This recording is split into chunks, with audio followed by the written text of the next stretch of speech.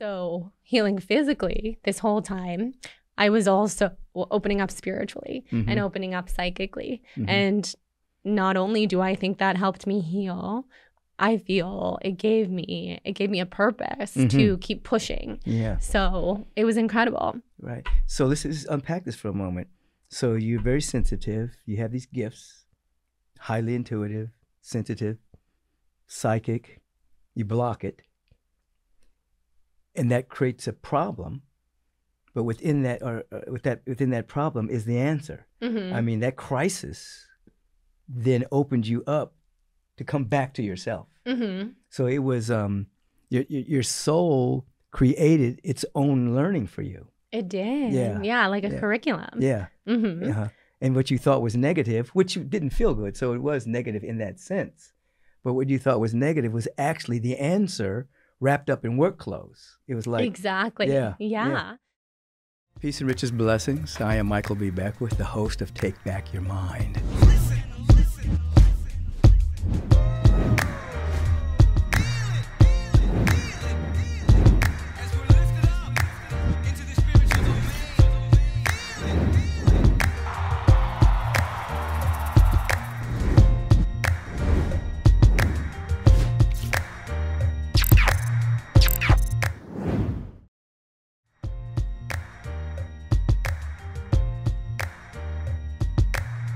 Peace and riches blessings to all of you, and welcome to Take Back Your Mind podcast. I am Michael B. Beckwith, and I am your host. You may know me as the founder of the Agape International Spiritual Center and other such things I've had the opportunity to be of service to. And every week, I get to have a wonderful conversation with individuals who have opened up their heart, taken back their mind, making great difference on the planet. And today, I have Jordan Younger.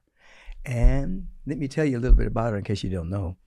Best-selling author, podcast host, and visionary guide known for blending modern spirituality with grounded real-life healing.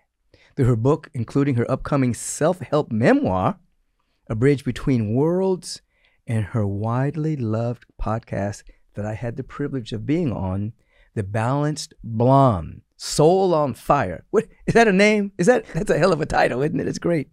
Jordan helps her audience unlock their inner power, navigate big life transitions, and heal from the inside out.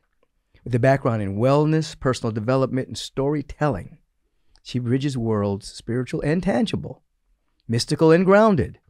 Her signature meditation method, the quantum method, empowers people to move beyond linear limitations and shift timelines through mindset, somatic healing, soul-led intention. Her work has been praised for its emotional intelligence, authenticity, practical magic, attracting a global community of seekers, creatives, and heart-led leaders ready to live in alignment with their truest selves. When she's not writing, channeling, or teaching, she's enjoying life with her husband and her 2 children. He's a Leo. She's a Libra. Yes.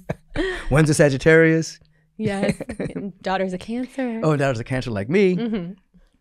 And their 2 children, they live in LA, sipping on collagen coffee. I love some dreaming up her coffee. next novel, Serenity Escapes, which is coming soon. Oh, you guys have all the info. We just, we wanted people to know who you were because you're going to watch this podcast. Yeah. Listen, welcome. Thank you. Appreciate you being here. I'm so honored to be here. I think I told you this, but I've known who you were since I was a child. And it's wild, full circle we were both to be children here at the today. same time? Exactly. Yeah, you're so youthful. And yeah, I've been inspired by you forever. So it's a pinch me moment to be here today. Outstanding. And I really appreciated being on your podcast. You were incredible. That was a great moment. It was. It was so special. I came back and told everybody about you. Did you? I did. I said, she's really something. Really? Because I've heard about you, and people had told me about you, but I hadn't met you except for maybe one time. And I came back, I said, she's like the real deal. That's so cool. Yeah. Well, from you, that's a huge honor. So thank you. Thank you. Let me ask you this. You share a lot of aspects of your life online, but you have a healing journey about Lyme's disease. Can you share a little bit about that journey? Because recently we've had some people write in about healing different things, and one person did write in about Lyme disease. Did they? Yeah. Yeah. So I've been through quite the healing journey. Sometimes people say, what have you healed from? Because I talk about chronic illness and autoimmune conditions. And I say, what haven't I healed from? Because there's been Lyme disease, there's been all of the different things that come with Lyme. And then there's been, which I think we're going to talk about, anxiety and postpartum OCD. That's big these days. Anxiousness and anxiety. I was listening to you talk about anxiety before I came here. You just did your little 5-minute podcast on anxiety. And how did I do? Amazing. So just to let the listeners know, because I always like to kind of set the stage, I get huge anxiety to do public speaking. So not on my podcast. My podcast, I'm so open. I talk about everything. I know, you were just so cool. On other people's podcasts, I'm internally having like a panic attack. Are you anxious now? Yes. And it's not because of you. I think because I've spent so much of my life online and as a public figure. I'm always thinking about people watching and like the critiques. And people, they tend to have a lot of critiques about me and like, you know, it's her voice. She's a Valley girl, you know, she's this, she's that. And then I just get so in my head. And then I have anxiety, like really deep. So we're just going to start by saying that. Right. So are you on a journey now to basically dissolve the anxiousness? That's the goal. So you gave yourself right now some cues. And one of the cues you gave was you're thinking about what other people might be criticizing you about. In anxiety, that's not where you want your mind to be. Totally. You just want to be what's to come through you, and the courage to just be you, and let the chips fall where they may with other people. I mean, listen, I've been teaching over 40 years, and the things I've heard about myself are humorous these days. You know, the critique about this. No, I don't like his tie on his shoes. And what he just said, and all kinds of. I mean, that's just minor stuff. But I think once we realize that there are some people that we call them haters sometimes. There are some people that actually look for the negative in people. I mean, and they live in a very interesting place within themselves because they end up projecting. But at this precise moment, you're glowing, you're beaming, you look beautiful. Thank you. You're wonderful. I feel good. And all my people love you. I love you guys.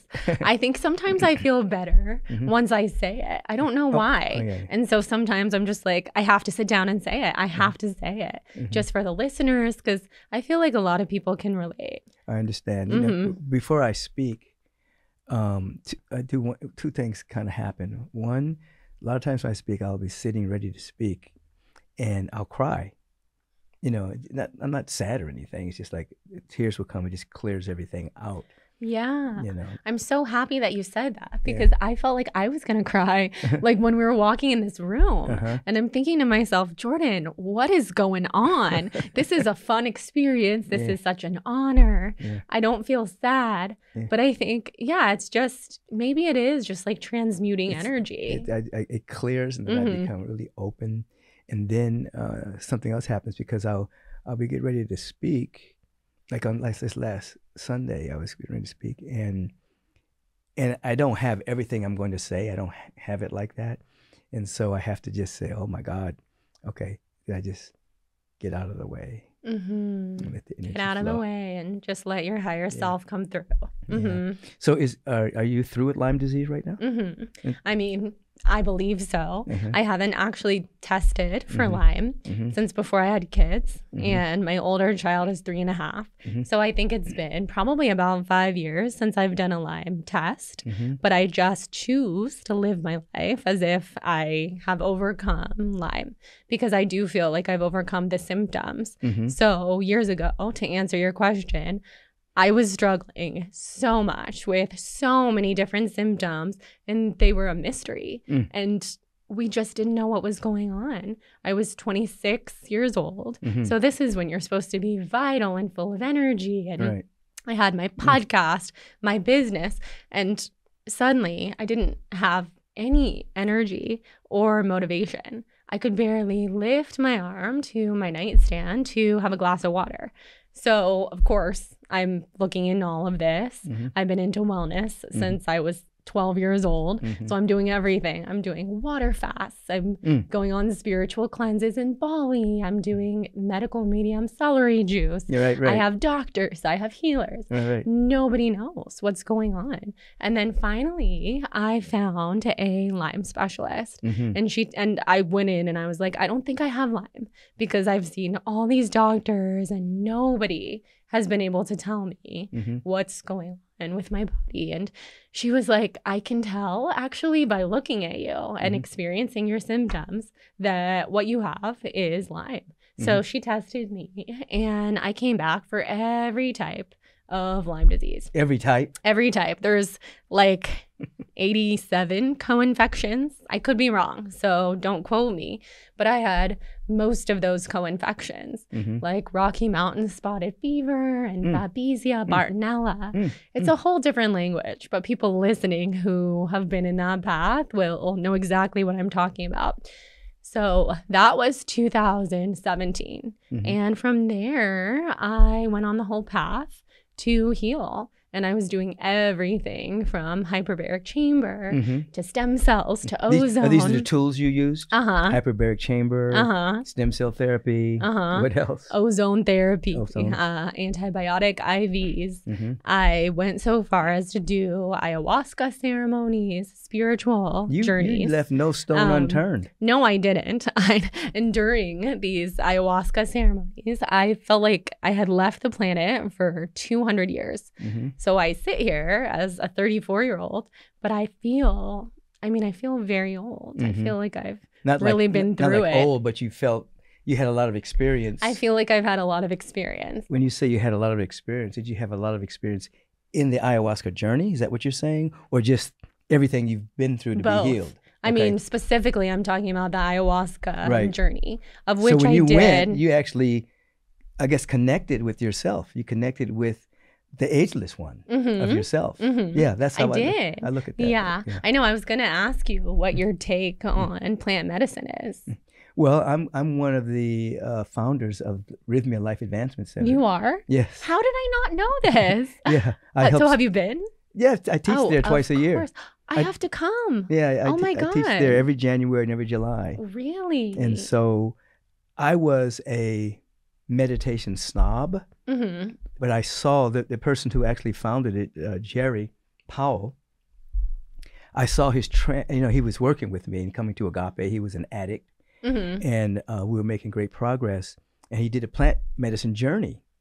And when he came back from the journey, he looked at me and he said, Michael, everything you've been saying is true, because he was kind of a skeptic about what I was teaching. And I said, yeah, I know, Jerry, it's true. Now you do. But the point being, it helped him transform his life.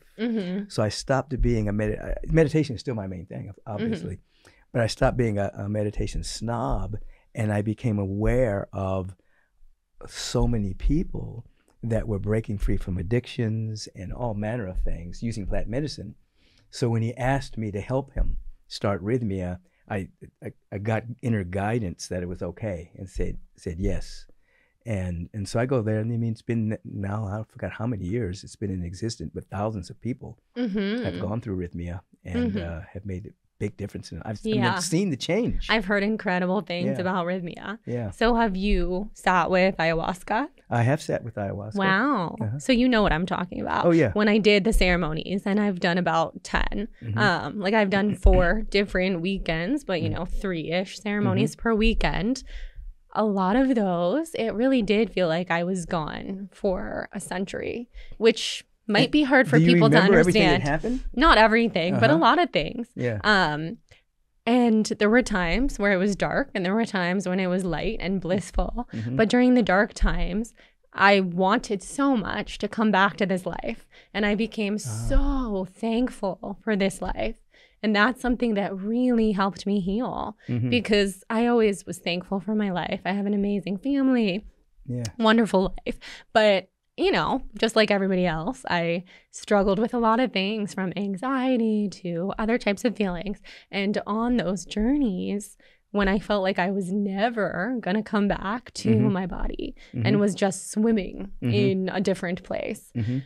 I just thought of my husband and my cat and my mom, and I didn't have kids at the time, but my future kids. Right. And I was like, I actually said to the shaman, I want to be Jordan again. Please let me be Jordan you said again. this out loud? And the shaman was like, you are, honey. It's okay. It's you're having a journey. It's going to end.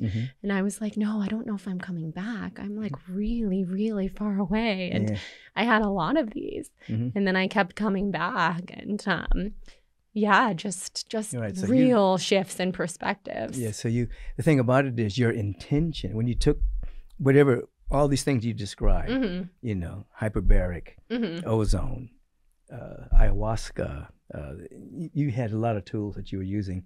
Underneath all that, there was an intention of some kind. When you went on the ayahuasca journey, what was the intention underneath? Because you weren't going to get high. No, definitely not. Yeah. I'm actually terrified of getting high, which is a whole other topic. Right. So my intention was to get to the root of Lyme disease for me, because I truly believe, and I'm sure you do too, all disease is coming to teach us something and coming through the lineage. Maybe I chose this before I was born. And at the time, 27 years old, I was desperate to know 27. what is the root? What's my root? And ayahuasca showed me that was my first intention. And then that was a very dark, painful ceremony with a lot of challenges and a lot of upheaval and purging. And then I learned maybe my intention can be a little lighter. Maybe next time I'll go in, and instead of asking, I think you did okay. Let me get to the root of the root of the root, like maybe let me just enjoy myself this time and go off and, some lighter intentions like reconnect to my higher self, reconnect to my creative ideas. Yeah, your higher self. That's a good one. At Rhythmia, we talk about the fact that you're reconnecting with your soul. Reconnecting with your soul. And that's what I call it too, like a reawakening. I don't call it an awakening because we already know this. Yeah. This is our birthright. Right. Yeah, basically enlightenment. Everyone's enlightened. We're just removing the obscurations of the mind. We're removing the filters to see who we are. We're not adding anything to ourselves. Exactly. Yeah. Exactly. So you're known as a very highly sensitive being. So you've been highly sensitive since you were a little kid. And so you also, with this sensitivity, open up to the other realms, psychic realms. We can call them psychic realms if you want to. Tell us a little bit about that. This opening and how that plays in your life. So that was something that was actually shown to me. I have known that I was psychic since I was a kid, which I think you and I discussed on my podcast, because similar experiences to you, where I kind of shut it off so that I could live in the world and exist and not feel so different from everybody else. And I didn't know what it was as a child. Protect yourself. And then through some of these ceremonies, ayahuasca actually taught me the root of part of this illness, part of this breakdown that I was going through at that time, was that I had turned my back on those psychic abilities and that I wasn't giving them any space in my life. Stop right there. This is a powerful point. So the energy of your authentic self, which was very sensitive, open, intuitive, available, you turned your back on it. So then it's manifest as a dis-ease. Yes. Rather than your, as you call it, your truest self was blocked. Yes. Exactly. And I think this is important for everyone because so many people try to shrink themselves to fit in, become domesticated by the subtle agendas that are in the world. And they have no idea that shrinking is actually going to cause a problem somewhere. Exactly. Yeah. And that's what I realized. I had been shrinking for years, for basically ever since childhood. So although I was so interested in spirituality and psychics and was watching The Secret, when I was young and became familiar with you and so many other amazing spiritual teachers, I didn't understand that I myself had those gifts. Right. So to step back into those gifts was incredible. And that started pretty early in the Lyme journey. So I was still healing physically. And God bless my husband, who proposed to me 1 month after I was diagnosed with Lyme, because it was a rocky journey. He walked and through I this think with you. a lot of people probably would have maybe walked away because it was hard. It was hard to see me so sick. I was in surgeries all the time, kind of living in and out of the hospital. And it was scary to him because he had never experienced being so close with someone who was so sick. Right. So healing physically this whole time, I was also opening up spiritually and opening up psychically. And not only do I think that helped me heal, I feel it gave me a purpose to keep pushing. Yeah. So it was incredible. Right. So let's unpack this for a moment. So you're very sensitive. You have these gifts, highly intuitive, sensitive, psychic. You block it. And that creates a problem. But within that, within that problem is the answer. I mean, that crisis then opened you up to come back to yourself. So it was your soul created its own learning for you. It did. Yeah, like a curriculum. Yeah. And what you thought was negative, which didn't feel good, so it was negative in that sense. But what you thought was negative was actually the answer wrapped up in work clothes. It was like exactly. Yeah. So that's why I've said many times Lyme is a gift for me. And there was this clip that went very, very viral at one time of me saying Lyme is a gift. And so many people were like, why is she saying that? That how dare she speak of this thing that causes people so much pain to be something positive. And I've had to explain over the years, it's really more so what you're saying. What you gain is a gift when you're willing to open your eyes to your truest soul, to your higher self, to the lessons that come through all the pain. The pain is not the gift. Nobody wants to feel pain. We don't want anybody to feel pain. But when you learn to view everything as a gift and why is this happening for you rather than to you, then incredible things can happen. Well, that is the empowering question. You know, why is this happening for me? That takes you out of the victim stage. If you stay in the question, why is this happening to me? Why is this happening to me? Then you kind of cycle down. You don't get the information you need. But if you shift it as you did, why is this happening for me? Then you become available to insights and wisdom and guidance, intuitive hits, hunches, gut feelings, whatever. To walk a different path. So this is what you did. Exactly. And then you work with people psychically? I mean, I do. People come in and see you? I don't really do this one-on-one because I learned about myself early on. I'm not much of a one-on-one person. I'm a reflector in human design. Do you know your human design? Yes, mine is a manifestor or manifesting generator.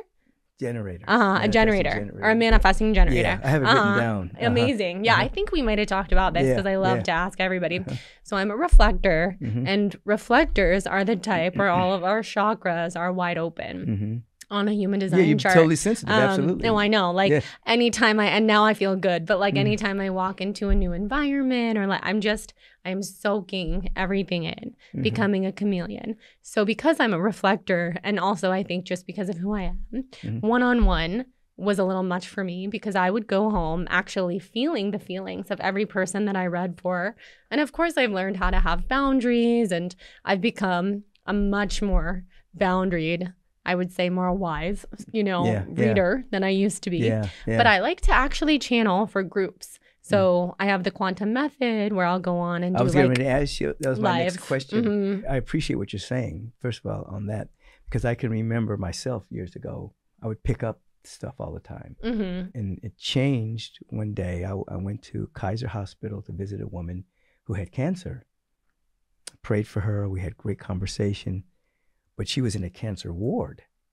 So everybody around her also had cancer. And I remember when I walked downstairs, I didn't take the elevator. I walked down the stairs and I was standing on Sunset Boulevard. And I said, I had suicidal thoughts. And I saw this bus coming. And I said, I can throw myself at the right point and be out of here. Then I said, why am I thinking like this? I'm not suicidal. And I realized I picked up the thoughts in the hospital. Exactly. And after that, I learned how to protect myself. I become uninterested in other people's vibrations. I come in and I radiate energy instead of picking them up. So that creates a shield for me. That's life changing. Yeah. You told me that when you came to Dear Media, and that changed my life because I started doing that. Yeah. And I mean, I truly started thinking, what would Michael Beckwith do? He would radiate, walk into the room and bring your own energy. Don't soak in everybody else's energy. Right. And to a certain degree, I don't have such control over it because I am a reflector. And not that everything goes back to human design, but I understand that about my aura, and I take a little while to settle into a situation, and I have to let those feelings run through me, and then I can be centered. Right. So it's a little different. I'm glad I assisted you. No, thank you. So yes, I do more like live group readings for people. I do a lot of readings for my friends and family. So not that they ask. People will come by and sit with you? The people will come by in person or on Zoom? On Zoom is what we do. I love in person too, but I have this online community, the Quantum Method, where I'll go on and do these live group channelings, and either people will ask me a question or I'll just channel for the collective. And I channel a couple different types of beings, you know, like people who have passed, but mostly Pleiadians. And I don't know how familiar you are. Probably very, because you're you. Jessica, the channel's Pleiadians. Really? Jessica Swag. Oh, her. Yeah, I know who that is. Yeah, I was just reading her book. She's very sweet. I did the forward. You did? I know. Oh my God, the full circle moment. I was in Ojai last week working on my book. Trying to take myself out of the environment with the kids at home and everything, reading her book. You wrote the foreword. And I was thinking, how exciting. I'm seeing him next week. So you know about the Pleiadians. Absolutely. I went to meet with her because she does a great assisting businesses and things like that. And she was looking at me, and then finally she said, this is a full circle moment. She said, somebody turned me on to your work years ago that got me out of anxiety. And here you are coming to meet with me. Yeah. So we become very, very good friends. Very full circle. That's so special. Yeah. So you know about the Pleiadians. But for your audience, if they don't know. I want you to do two things. I want you to tell us about the quantum method, what that means. And then I want you to say how you segued into channeling the Pleiadians. Well, the Pleiadians came first for me, but I'll talk about the quantum method. So the quantum method I created last year when I was pregnant, but it had been coming through for a long time because I always knew going through the Lyme journey, I'm going through all of this for a reason. And when I get better, I can't wait to write a book and I can't wait to start my own community. And I had my community, of course, my podcast, my brand that I've been doing since I was in college, so quite a long time ago, but like a spiritual community, meditation. And I knew it wasn't just meditation. It was more of like this channeling sessions that I do. So I started calling them transmissions. So the quantum method is a hub for all of my transmissions. We do pep talks, meditations, future self visualizations, and Pleiadian downloads. And sometimes I just talk, sometimes it's bonus podcasts. We should have you on. We should have a Michael Beckwith quantum method recording. Whatever you want to do. You would be the best guest. How come? In the beginning, I was doing a lot of guests, and then I've taken a little bit of time ever since I had my daughter. There's 200 meditations on there right now, so people can join and have access to all of those, and then access to everything that comes. And the title, The Quantum Method, I thought about it for a while because I had so many ideas, and I love naming things. I think it's so fun, from naming kids to naming businesses. And this one, I knew it had to be quantum because I was just reaching into the quantum field to try to make sense of it. And that's what helped me heal. So the quantum method just made sense, and we trademarked it, made it the hub, and we have this amazing community of quantum method members. And so what happens is they come in weekly, monthly, what? So they have access. It's on Kajabi, if you're familiar. It's like a hosting platform. soon it'll be an app, but it functions like an app. So they go in, they can choose whatever meditation they want to listen to, future self-visualization. They have access to everything. And then, yes, once a month, we do a live event with me. And then that's on Zoom, and people can come in and ask questions. They can bring their friends, and I'll just channel the Pleiadians. Right. Now, let's go to the Pleiadians. Now, how did that occur for you? Okay, so that started back in 2018. I was freshly starting to heal from Lyme, and I was actually in Ojai then too. I love Ojai. Me too. Yeah, it's special. At a friend's birthday, staying at the Ojai Valley Inn, and there was a shaman working there who had requested to meet with me, and he knew who you were. Okay. And we actually knew each other from years ago, both not in the spiritual world. And yeah, she ended up telling me, you are very connected to the Pleiadians, and let me tell you who the Pleiadians are, and they're speaking, they have all these messages for you. And as she was doing this session with me, I watched her whole face dissolve, and then I saw no face. I only saw a galaxy. And I thought this was her. I'm like, you're so powerful. This is amazing. How can I see you all the time? And from there, I ended up cultivating this gift on my own. And then I started to realize I can see people's faces shapeshift, especially people who do a lot of spiritual work on themselves. I don't see your face shapeshifting a lot. Actually, now I do, now that I mentioned it. And I was going to say it's because you have such strong boundaries and you have that intention. But now I see your face shapeshifting quite a bit. And what is it shifting into? So what happens is the face starts to just dissolve. Then I see the eyes, like your eyes stay the same, but I start to see into your eternal self. What color are they now, my eyes? They're turning lighter right now. Yeah, they turn blue. Oh my gosh, yes. So I think if we did like a 5 minutes of like deep soul gazing, I would start to see that, but all of the layers start coming off. So what I'm seeing is just a lot of like white vibrating light around you. I see your eternal self. It's so beautiful. So thank you for letting me see you too, because sometimes it, people let you, or sometimes they don't. So there was the shape shifting, but at the same time, I spent a lot of time that year studying the Pleiadians because I was just fascinated. I had been interested in spirituality, like I said, but I didn't know that there were other realms that we could connect with beyond, people who have passed and people who we knew.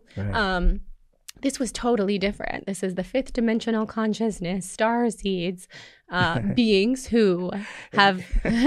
You're just taking me down memory lane. Really? Oh my God, I love it. Yay. Yeah, so light beings who, who have either lived here before or in the place where time doesn't exist. So they're with us, they're in the future, they're in the past, they're everywhere. And through Gaia TV, which I'm sure you're super familiar with, I learned some programs on there. I bet you, I'm sure, like I could just see that. So I watched all of their Pleiadian content and read all of the Pleiadian books. And those Pleiadian beings started visiting me in my room every night. And it was beautiful. There are these light beings who are fully blue and white, and they would come into my room, and it's almost like I was having lucid dreams, like astral traveling, where they'd But you're awake. Awake, I think. I mean, some would say sleeping. To me, this was the most real thing I had ever experienced. And I could see them stitching up my brain. And then I would be asking them, what are you doing? Why do you have my brain? And they would say, we're giving you upgrades. And then this all happened so rapidly. I actually ended up getting sicker physically. And then I learned the spirit was elevating so quickly. The body absolutely couldn't handle it. Absolutely. 2 different vibrations. And I think I've spent the last 7 years trying to get my body to that vibration. Yes. Yeah, people ask me sometimes, why am I very interested in health? Whether it's what I put in my body. And it's not for vanity. It's actually to make sure my body can hold the energy. Yeah, exactly. The frequency. So I want to be healthy. I want to eat the right foods. I want to do the right exercise, whatever's right for me. And so I can actually hold the energy. Because like yourself, years ago, when I woke up, my body, it had a lot of pain. My heart, the doctors would come to my house. couldn't find anything wrong, but I was in excruciating pain, like I was having a heart attack. And long story short, I was discovered through an energetic balancing individual that the energy was being blocked. It was coming so fast. The psychic energy and the other energy was coming so fast, my body couldn't handle it. Mm-hmm. So they gave me certain exercises to do and certain meditations. So and that lasted for a while. That whenever I'd get a more expanded jolt, I'd feel the pain. Now I don't. I can just kind of breathe into it and let it happen. That's amazing. So I understand. Yeah, you do. Yeah. I can't wait to be at that level, because I think I was really mastering it in some senses. And then I started having children and started being pregnant and like focusing on these amazing children who I'm so happy to be focused on. I wonder who they are to you. Atticus and Delilah. They're definitely my little mentors in this life. Yeah. And now I don't think I'm going to have any more kids. Pregnancy was very tough for me. And I feel like I'm able now to be back in that state of trying to get my body onto that soul frequency.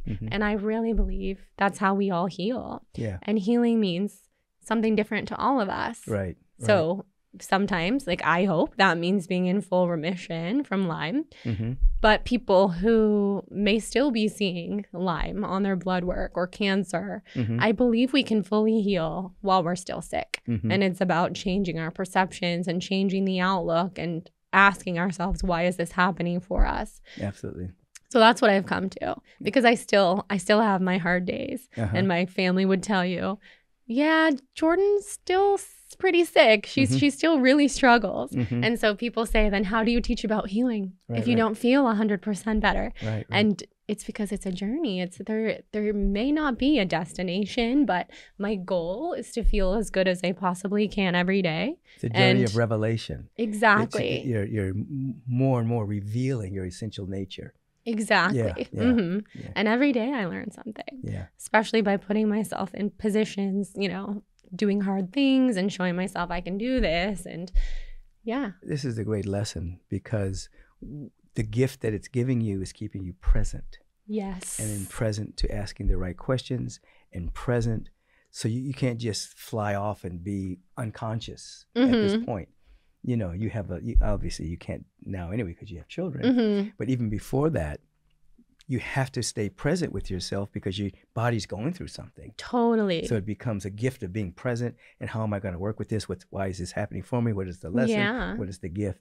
Yeah. So you're actually seeing it proper. Exactly. Yeah. Yeah. Having Lyme has made me have to feel my body. Otherwise, triple Libra. I will You're be triple Libra. up in the clouds. I have Sun in Libra, Mercury, and Venus. But then I have Aquarius rising, Aquarius North Node, Cancer moon. So other than that Cancer, it's a lot of air. And I would just fly up into the ethers. Right. And I had this amazing Kabbalah astrologer tell me that I was, written in the stars, and she's so good, so powerful, told me at 29 I was supposed to die. Like this sickness was supposed to take me. And she told me this when I was already 32. So, I had already lived past this, but she saw something in it. She said, oh my gosh, you were supposed to die. And it was shocking to hear, yet not at all, because I knew I was teetering there. And I had a lot of near-death experiences during that time. And she really had me ask myself, what's the reason that you stayed? Your soul decided to stay. Yeah. And wow, like the mission is real. And now it's time to focus on it. And that was really helpful. It's almost like you did die. I did. And then I rebirthed. Yeah. You came back to say, hey, I really died. I know what's important and I want to be of service. Yeah. Exactly. Yeah. So how could I not see it as a gift? Right. And now your kids are depending on you. I know. to raise them for a little while. I know. And oh my gosh, they're my world, my purpose. And sometimes I ask myself, whoa, like you stepped into a huge responsibility as someone who does float up into the ether so much. And if I didn't have these amazing kids, I probably would be living in Costa Rica, you can still live in Costa Rica. Leading ayahuasca ceremonies, like a different type of life. I see. One day. But no, it keeps me, I'm a suburban mom now. I'm a little bit of everything. Well, let me ask you this, because you followed your intuition, because you were in college at one point, and you followed your intuition to take another path. I mean, you left the logical, cultural, this is what you should do. And then did you hear something? Was it a feeling? What pulled you? You started a blog. I mean, you went on to become who you are today. And I think people need to hear about the courage to be oneself, because, there is a path that society says you should take, and then there's your path. And it appears as though you took your path. I did. Yeah. Yes. So I went to college here in LA. I went to Loyola Marymount University and graduated. But while I was there, I started my blog. It was a vegan food blog at the time. It was called The Blonde Vegan. And I was so into posting all the colorful food photos and these layered salad jars. I mean, the beginning of the food blogger era. And then I moved to New York, and I was in grad school for creative writing.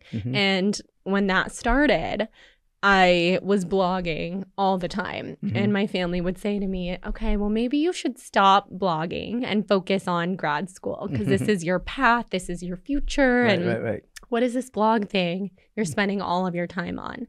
And I couldn't stop. I loved everything about it. I loved connecting with the community. I loved the immediacy of it. And it was 2012. So it was the very beginning of the boom of like Instagram and that kind of stuff. And I decided to leave grad school midway to pursue this. And nobody was really like a full-time influencer at that point. There was a little bit of a way to partner with brands and make money, but not a lot. So it was just kind of a leap of faith. I think I had the benefit of being really young. And so I didn't have any fear. And I try to get back to that all the time. I ask myself, well, I would love to get back to that place of no fear. I'm just going to believe in myself, and I have nothing to lose. So if it doesn't work out, I'll do something else. Go back to school or do but something it did work out. And so what did your parents or family think about? I know what they thought about you then. What are you doing all this blogging for? Get back to what's real. You make the leap of faith, and now you're in touch with the community. You're channeling the Pleiadians. I know. You're having quantum manifestation. Right? I am definitely the black sheep of the family. So how do they feel about you now? Yeah, now they're very supportive, very inspired. Both of my parents are entrepreneurs. So when I left grad school, I thought they were going to be really upset, but actually my dad was the one who said, go do this. And if you're going to do it, put everything you have into it. Because I had told my parents, I had this whole thing prepared to tell them, I'll get a side job. I'll work at Lululemon. I love that kind of stuff. And then I'll do the blog on the side. And my dad said, no, don't get a side job. Do this. Put everything you have into it and give it the time and the chance and the energy to really build. And that's what I did. So fast forward to now, I've done so many things that have petrified my parents at the time, from the water fast to the medicine ceremonies to a million other things. And now they're my biggest proponents, supporters. When we have distant family members question it, like, what is Jordan doing? She's channeling aliens. Is she okay? It's my parents who are like, she's doing better than she's ever been. You should talk to her. She could probably help you. Literally. And then they do come back around and they're like, hey, could you actually give us some recommendations on healing or whatever? And my parents, they're deep down the path now of this amazing Chinese medicine doctor that we have, who's psychic, intuitive, amazing. That's their soul doctor right now. And here in Los Angeles? Her name's Dr. Song. Shout out to Dr. Song. And S-O-N-G? Yes. My parents, they've come a long way from what I would say is the mainstream world to the not so mainstream world, inspired by me. So they were able to see you become more you. Yes. While they're still on this side of the veil. Exactly. That's beautiful. Yeah, that's such a beautiful thing. That's a great gift. Yeah, it is. So spiritual community, that's what you have. When I say the word spiritual community, what comes up for you? What comes up for me? I mean, that just makes me so grateful, the spiritual community that I've built, that you've built, that all of these people around us are building. It makes me feel like we're not alone, and there's so many I remember when I first started talking about this stuff online, I was so excited that there were people with like-minded interests because so many people in my day-to-day life at that time, they really didn't care. They were not interested. So I felt pretty weird. And then to learn there are so many people who are on this path, whether it's like intro level spiritual stuff or like deep dive. Let's channel the Pleiadians. Right. Let's channel light language, speak in code. There's so many layers, but I think everybody has the similar common denominator of most of these people, myself included, have been through something that has then caused them to ask for the deeper purpose of their life. Right. I think people don't necessarily stumble into a spiritual community by coincidence. Yeah. Something's pulling them to be there. It's an activation of memory and promises that they've made to themselves, and they show up at the right time. Those that stay.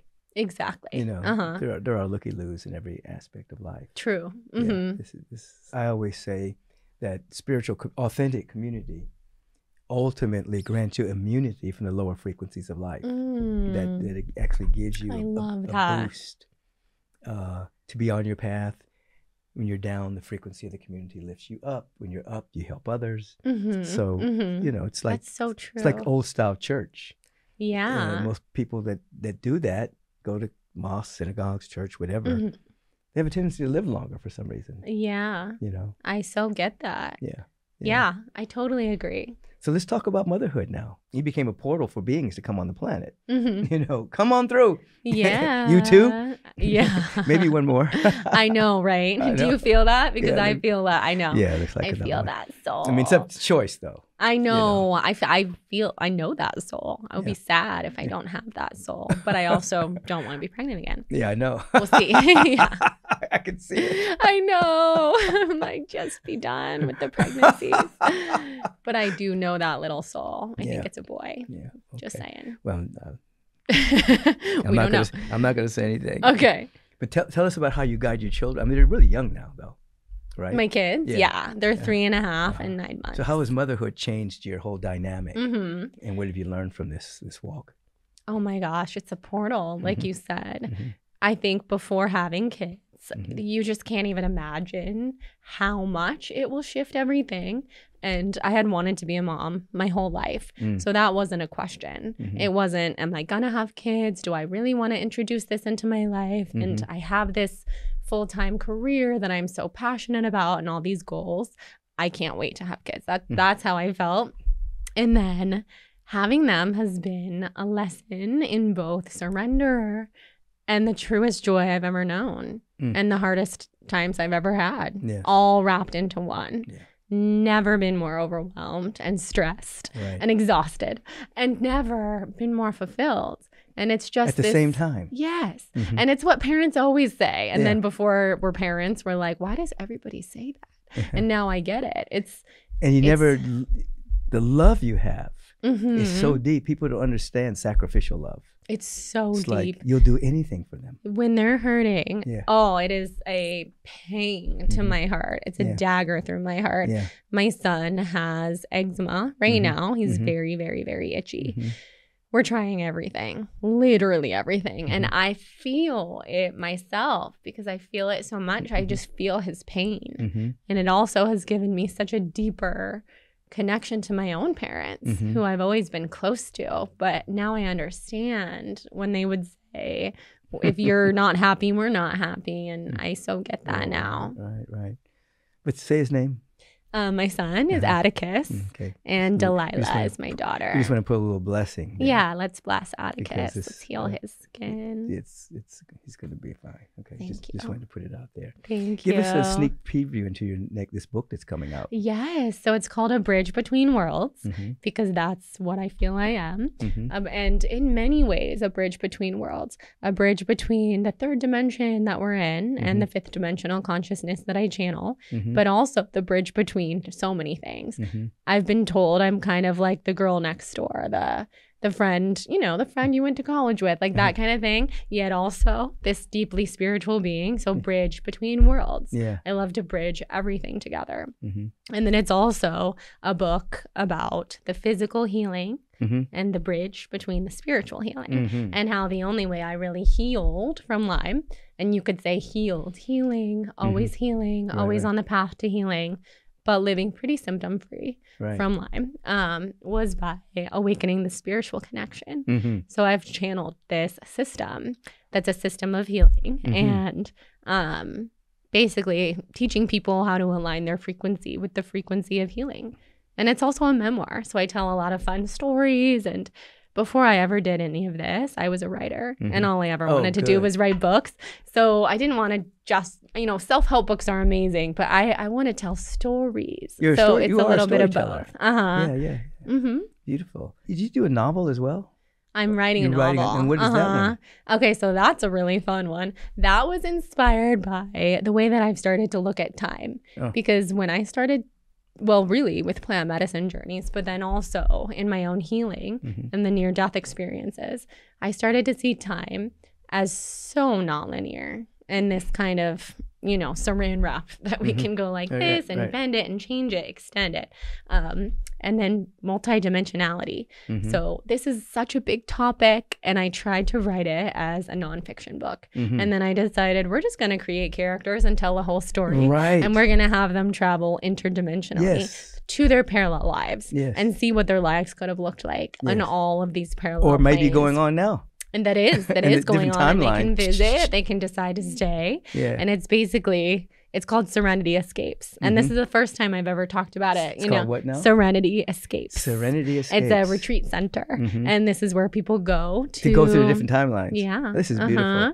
And it's kind of futuristic. And I tell people basically, when you go to sleep, just go to the timeline you want to live. Yes. And bring the energy back here. Yes. Because it exists already. No, totally. Go into the field. Yeah. So that's the book. And it switches points of view from 9 different characters. It's so fun. I love writing fiction. That's fantastic. Have you ever heard of Marie Corelli? I don't think so. Okay. She wrote back in probably the 30s, deeply spiritual books. One of her books is The Bridge Between Two Worlds. What? Yeah. How do I not know of this? And so years ago, I found these old books in the Bodhi tree. When the Bodhi tree existed in the used book section. And I bought all of these books by Marie Corelli, The Romance of Two Worlds, Bridge Between, and she's writing stories back in those days of the things we're talking about now. Wow. So she was a bridge between worlds and I need to read that. I had no idea. If you can look her up. You can look up, I will. Marie Corelli, and you'll see whatever books are available. They may even have some on, wherever you buy books from. Yeah. Reprinted. I can't wait to read her book. So when I saw that, I said, wow, this is giving me chills because I remember. That's really special. Maybe you were her. I know, right? Is she still alive? Oh, no. No. Maybe she is me. This is back in the 30s. Oh, in the 30s? Yes. Oh my God. 30s and 40s. I think the coolest thing in the world is discovering books from that time or earlier where they're talking about what's happening now or predicting it or, they're just so right. And it's so wild. And people would have thought they were crazy. Oh, yeah. I started rereading a novel she wrote. They're all novels, but they have all this truth in it. And she's on this path of growing spiritually, the protagonist in the book. But she's with all these people that are thinking linear. But then she meets one person that they kind of vibe together. And this person is like deeply into metaphysics and the occult. And it's a whole story. It's really beautiful. Oh, I cannot wait to read it. That one's called The Romance of Two Worlds. Okay. Yeah. Wow. She sounds amazing. Yeah. I just had a feeling that you would like Marie Corelli. Yeah. Oh, definitely. Yeah. Same title, basically. Yeah. So special. It's so sweet. The podcast is called Take Back Your Mind. So when you get crazy or get lost in the sauce of humanities, whatever's going down, how do you bring yourself back to spiritual stability? So 2 ways. One, meditating. Yeah. In the quantum kind of way that I like to do it, where I really sit and first I get present, and then I visualize my future self who feels so aligned, so good, so calm. And I just kind of wait until I merge with her. That's one way. And then more simply even, I just go outside. Sometimes when I'm feeling truly overwhelmed, which is every day, I step outside, go on a little walk, or even just put my feet in the ground. And that changes everything. So if you're intimidated by meditating, people listening, I think your listeners are quite evolved. But, you know, people who are still intimidated by meditating, it's a real thing. Right. You can find meditation in anything. Right. Hug a tree. Yeah. I do that. I do all of that. I take my shoes off, go in the backyard, and do breathe. The trees, I won't say the trees, but I know my perception of the trees over the last period of time has really changed. I mean, really? they're so vibrant and singing and talking. And they are. Now they have been. That's why I'm saying they probably hasn't changed. Yeah. But everything has shifted again.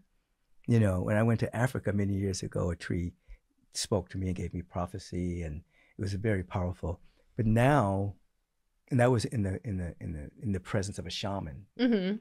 Now it's just, I see a tree walking down the street, a little flower. Hey, how you doing? Yes, I can just feel it. That's what I do too. Yeah. I taught my kids to say hi to the trees and wave to them. Yeah. I love that. Oh, there was a tree in Ibiza. You're raising them up right. Totally. There was a tree in Ibiza that changed my life. So I know exactly what you're saying. Yeah. It was with a shaman as well. But this tree, oh my God, the wisdom of this tree, putting my hands on the tree, it actually got me through a panic attack that I was having. And the wisdom of the tree, it was connected both all the way up to the cosmos, like the Pleiadians, and then all the way down to the core of the earth. And then just these codes within the tree, sacred geometry codes, infinite lifetimes, infinite connection to everything. One, I'm going to introduce you to Jessica. Yes, please. So I'm going to make that contact. And two, do you feel that you're Pleiadian? That's where you came from? I do. Okay. All right. I feel like I've come from a lot of places, but I do think I've had a lot, well, I know I've had a lot of Pleiadian lifetimes. And I think there's a part of me that's there right now who's orchestrating all of this. Yes. Yeah, this is, you're the avatar for your higher self in other places. Right. Yeah. This feels less real to me than some of the other. Speaking my language, I've learned how to, I adopted a conservative, I don't mean political conservative, but I adopted it as a way to be here years ago when I was so out. And all I did, I adopted it from my dad. My dad was a judge. You know, he's an attorney, he was a judge. So I pulled on his energy and then was able to hold it so that I could be normal here. Yeah. You know, you're going to have to teach me how to do that step by step. I have the same kind of shoes. He had these conservative brogans, we used to call them, different ways of dressing. And I just would get in, just so because I was so gone. That's how I am. I was no earthly good. But you're earthly good. I'm trying. Yeah. I'm trying. Yeah. But I'm not always here. I mean, I have to actively try so hard to get this soul in this body just to be with people. You want to embody. It has to be embodied. Definitely. And so that's how I got, matter of fact, that trip to Africa, that was years ago. I ruptured my tendon. And I didn't think I was going to make the trip, but I healed it within 2 weeks. And when I came back, I got a trainer to do rehabilitation on my leg. That got me back in my body because I was always fasting all the time. And just like you were talking about, I was always fasting. I was 122 pounds. Oh my gosh. And just fasting and meditating. I was way out. But when I ruptured my tendon, it made me come back. I said, wow, I neglected my physical body. Yeah, so the body spoke to you for the injury. Came back to the body and learned how to ground. Yes. Yeah. That's what I'm trying. That's why I eat a different way than I used to. Because I used to eat salt, oil, sugar-free vegan. That's a very specific way that I... Sugar-free, you say? Salt, oil, and sugar-free. Oh, salt. You got to have salt. Now I do. Saline, man. If you get I sick, they know. give you saline. I know. So this was, Salt I don't got know. a bad rap. I like salt now. I don't know if you've ever heard of True North Healing Center in Northern California. It's a water fasting facility, and they heal a lot of people with Lyme and with cancer. And well, I shouldn't say heal. They work with a lot of those people and really help them on their journey. And I went there for a water fast, knowing nothing about the food methodologies that they teach. They teach the SOS free, salt, oil, sugar free, vegan way of life. So I water fasted for 3 weeks, and then they taught us all these recipes at the same time. And then for multiple years, I was SOS free vegan. And it was helpful to heal the inflammation. Absolutely. You probably didn't have any inflammation in your body at that Probably not. And that's probably why I felt really good. But postpartum, I actually eat meat. I eat dairy. I eat such a... Offline, I'm going to give you something else. Okay, please do. Yeah. So I eat a heartier diet because I am trying to... The anchor. Very good. Very good. As you look out there, is there anything you want to share that's coming up for you intuitively, or anything that, let's say you're driving home and your mind says, oh, I should have said that. Yeah. First of all, you can tell them how to get in touch with you. Yeah. And then any last words that you'd like to say. Okay, so, well, the first thing I'll say is I know I started this episode by saying I have anxiety, and I just want to let everybody know I'm feeling a little anxious. And now I feel 100% grounded, embodied. Your presence helps a lot, of course, and your guidance. And I feel like not only did that happen here for a reason, but I feel like it really transmuted something for me, hopefully ongoing. And let's just say not hopefully, definitely. Definitely ongoing, where I can keep working with that anxiety, because I feel like it's really a teacher, just like these illnesses that we talk about, and a messenger. And I realized through this conversation, because we're having a conversation and then there's a telepathic conversation, and my soul is so happy that I'm here with you. Because my soul is saying, listen to what Michael's saying, which is really even the anxiety, which I've struggled with so much, is such a gift. And it's really, I think, teaching me to get back in my body. And if I could transmute all of that, that'll change my life. And so everybody listening, I'm sure there's at least one person who also has bad anxiety. You can transmute it, and it can be our gift. And I'm going to hopefully learn more, talk more about that. And yeah, I'm just so thankful to be here. And I'll tell everybody how they can get in touch. Do it. Tell them right now. Okay. So my podcast, The Balanced Blonde, Michael has been on, and I need to have you back on immediately because I want to continue this conversation. We have about 500 episodes all about spirituality, wellness, motherhood, and you can join the Quantum Method at thebalancedblonde.com. I'm very active on Instagram, so you can come to Instagram at thebalancedblonde. I spend too much time on Instagram, but I love connecting. I love getting back to people, so I hope to see you all there. There you have it. This is Jordan. Jordan is getting younger. Always. Her last name was Younger. Jordan Younger. She has 2 kids, a husband, and a beautiful home, and a beautiful podcast, and she's a beautiful being. Thank you. Peace and blessings, everyone. Thank you for tuning in.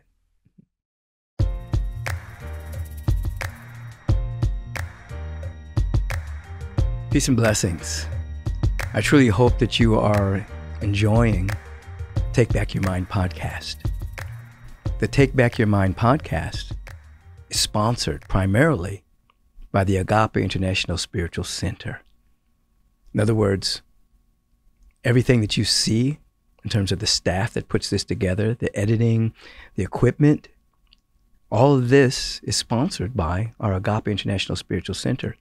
So if you are enjoying the podcast, I'm inviting you to support the sponsor. Support Agape. Simply go to agapelive.com and make a donation. And say in the donation that you are supporting the podcast. It allows us to keep broadcasting. It allows us to keep putting these magnificent moments together with these wonderful people that I get to interview. We keep having the possibility of updating the equipment that's necessary and providing the wonderful content that many of you are writing in and saying, I really love the podcast. Support the podcast. Support the sponsor. Agape International Spiritual Center. AgapeLive.com. You can also text to donate. You can text the word GIVE to 424-321-6243 and put podcast so that we know that you're really supporting this wonderful podcast. Our secondary sponsor is Adaptozen, ADAPTOZEN. This is my superfood greens. It's nutritionally dense because I teach spirit, mind, and body. We want our body temples to be healthy. So one of the products is my superfood greens. You can go to NutraRise.com. Those three little lines you see, you hit those three little lines and you'll see Adaptozen. There's two products, my superfood greens and a product called Elevate, which are organic mushrooms for your health. You can put both in your smoothies so that you have main ingredients for the health of your body temple. These are our sponsors. Primary sponsor, Agape International Spiritual Center. Secondary sponsor, Adaptozen.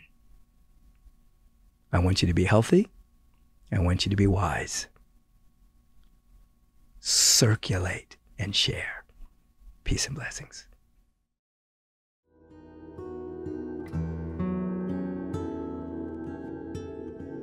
Blessings as we continue our Take Back Your Mind podcast. You know by now, if you've been tuning in, that we always have a portion for something that I love. Meditation. I love meditation. I can remember when I first woke up spiritually many years ago, I would love meditation so much. I would just meditate for hours every day. Now, obviously, I have a spiritual community. I have a podcast. I have classes. I travel. I teach. And I don't have hours, except if I'm doing a private retreat or leading a retreat. But I meditate every day. And I still love it. I love the vibration of my intention. I love my connection. I love the cleansings that happen. I love the insights and the revelations. It's a way of life at this point. It's not a routine. Something that I wrote recently. Meditation and spiritual practice is not a routine. It's a revolution. Meaning, we are sitting to have a revolution in our own consciousness to become our real and our authentic self. So it's not just I'm meditating to become calm. No. That's true. You do become calm. You can. You meditate to wake up, you see. And one meditates and one prays, not just for comfort, even though that can happen. You're meditating for an activation of something deep within you to come forward, you see. You become so spiritually liberated that your heart opens. I'm telling you, you actually feel a deep sense of compassion for humanity and for the plight of humanity wherever it is on the globe. Something happens, and when you become your authentic self, where you don't just feel for quote unquote your people, your nationality, your family. No. When you start to really wake up, you feel compassion for humanity. They are your brothers and sisters wherever they are on the planet. And they become a part of your prayer field. They become a part of your donations. They become a part of just holding them in prayer. So I know that's a long entry, but I love meditation because it's a revolution of the soul, consciousness. So let's take a couple of moments together. Let's just allow for our feet to be firmly placed on the ground, our hands in our lap facing upward as a sign of receptivity and availability, thumb and forefinger touching as a sign of a mudra to transcend our limited perception. Now, take a deep breath. Release. Take another. Release. Another. Release. One more. Sustain it at the apex. Do not let the air out. Focus on the space between the eyebrows. And think about your love of life and your desire to be more connected. Now release. Leave the air out. Don't breathe in. Focus on that place between your eyebrows and think about your love of life, whether you call life God, your love of life and your desire to be more connected to it. Now assume your regular breathing. Let your body breathe.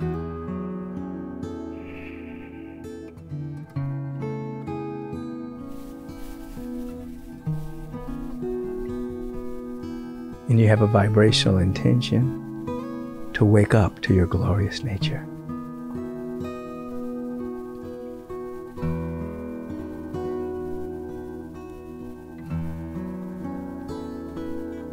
And every breath becomes a talisman for awakening to this now moment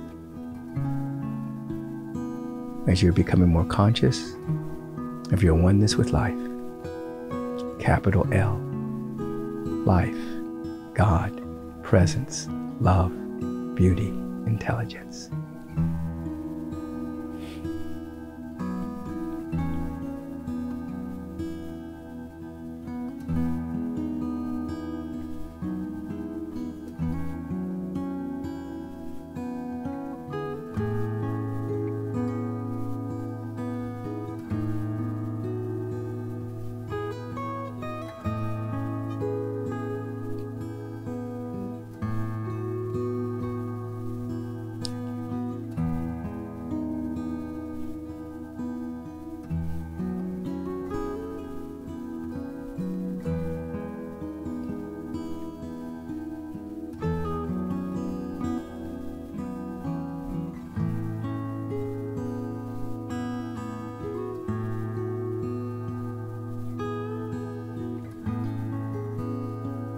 The mind drifts, become conscious that the body's breathing, which keeps you present, and embrace your soulful intention to wake up to your glorious nature. Just a few seconds more.